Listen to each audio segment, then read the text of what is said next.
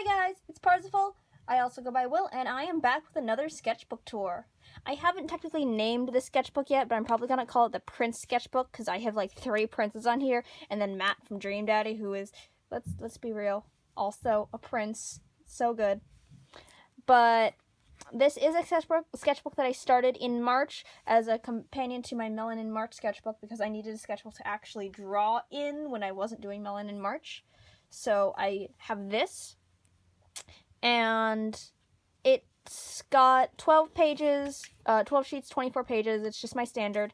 I did not write down stuff on the inside of the cover, and I should have, because now I don't know what kind of paper this was, and I have another sketchbook with similar paper, but I think it's different, and I don't know which one I was doing in which sketchbook, and I have so many regrets for not figuring out which one it was. But I wanted to share the sketchbook with you guys, and I enjoyed it a lot. And I started with this picture of Manuel, who doesn't really look like Manuel because it's supposed to be slightly younger Manuel, like 20-ish as opposed to his 30s. And he's wearing a shirt that I actually saw someone at work wearing. A customer came in with this shirt, and I really liked it, so I wanted to draw it on Manuel. Then some Antonio and Abel reacting to Antonio, because my OC Abel is very, very gay for Antonio, and he really shouldn't be because Antonio is a trash person.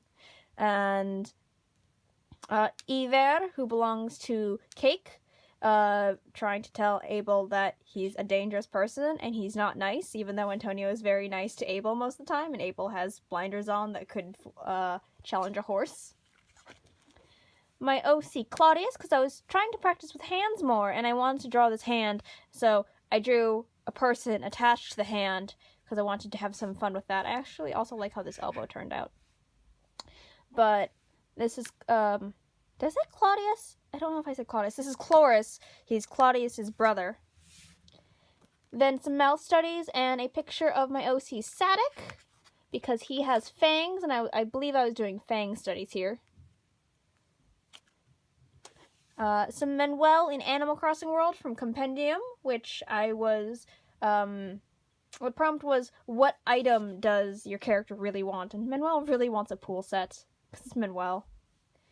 A headshot of my OC Patience, and this bled a little bit, but I'm trying not to look at that too much.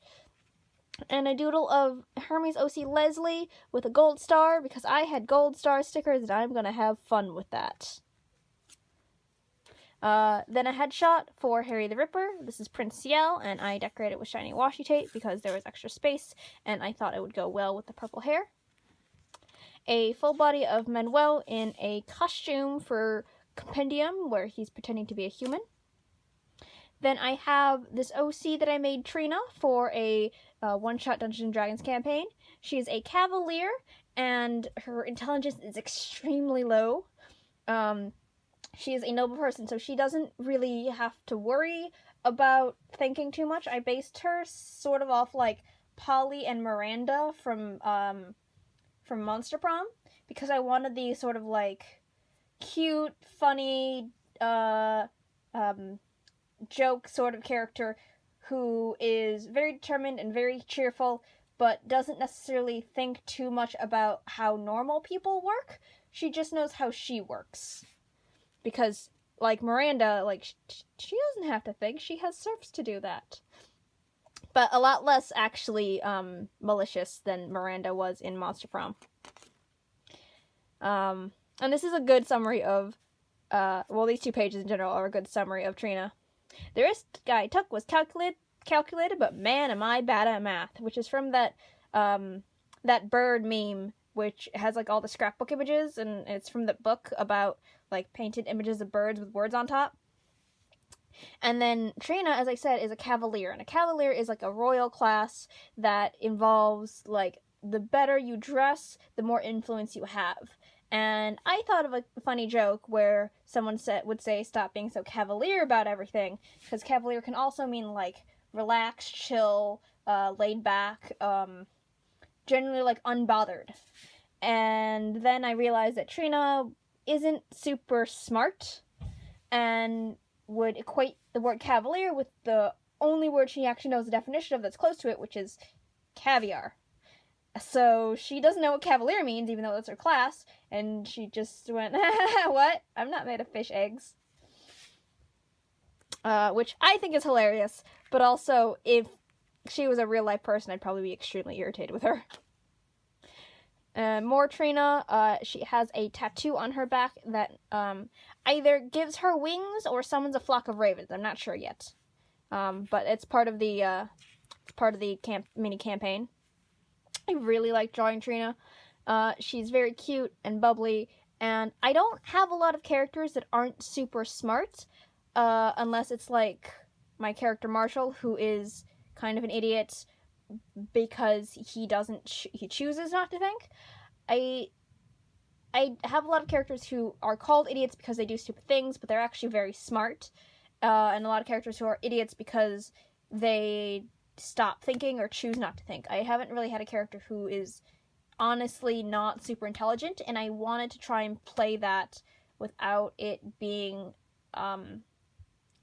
without me trying to, like, feel bad about it. So I made her into a character who was funny and kind of dumb and cute, because I wanted to make sure that I would enjoy playing her.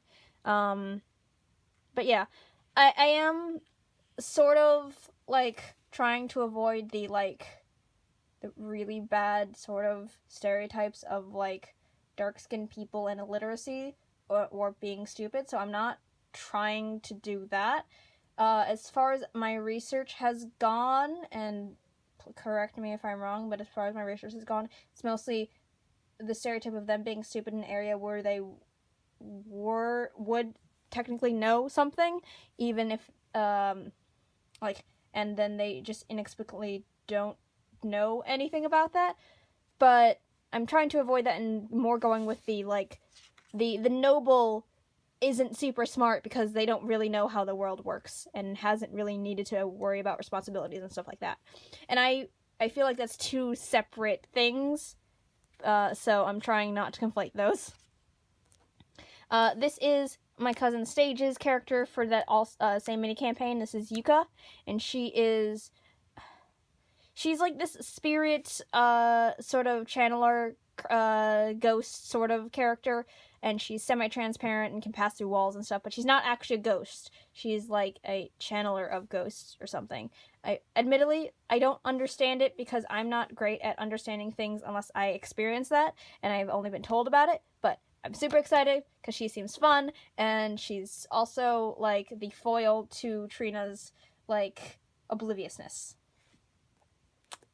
Then I have my OC Conium, because I haven't drawn him in a while, and I want to draw a full body of him.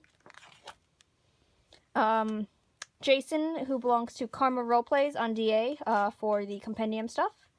A OC that I have named Delphine that I'm developing, who is Abel's rival.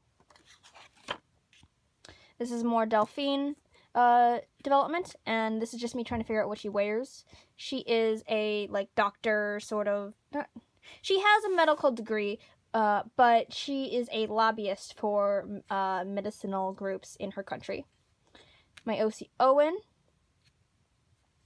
and this is just me being irritated at something someone said, so I gave Owen my words.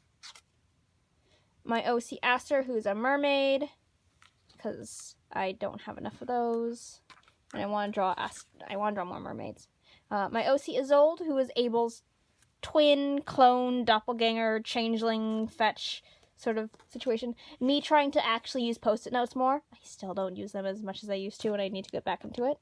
But Isolde is basically Abel 2.0 for all of his friends, and he is just honestly Abel, but better. And so he's trying to make himself look different and explain that he is not quite like Abel. Like, he's self-aware. And then my OC Cleon, who I adopted from Crunchy Leaves on DeviantArt, and he is super fun, and I kind of want to go with some sort of, like, sort of very calm, quiet bookworm, and actually, like, a mad scientist sort of character. But I don't know where I'm going to go with him yet, but that's kind of what I have so far.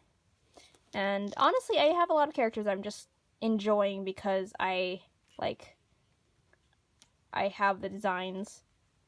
But I can also tell throughout a lot of these, I was just trying to kind of use up certain materials, like this. I was trying to use up a blue pencil I had. So, and I was also trying to use up a pen I had. But I had a lot of fun with the sketchbook. It was very enjoyable to work with and very enjoyable to switch out on multiple mediums without having to worry too much about it. And I'm very happy with just the contents of this one because it felt comfortable, and I feel like I need to do more sketchbooks where I'm just comfortable and just see how that turns out. But yeah, thank you guys for joining me on the sketchbook tour, and I will see you next time. Bye-bye! Well, that's the end of this video. As usual, if you have any questions or comments, feel free to leave them down below in the comment section or contact me on any of my social media, which is linked in the description below. I also have my Patreon there if you guys want to throw a monthly donation at me. Thanks so much for your support. I'll see you next time. Bye!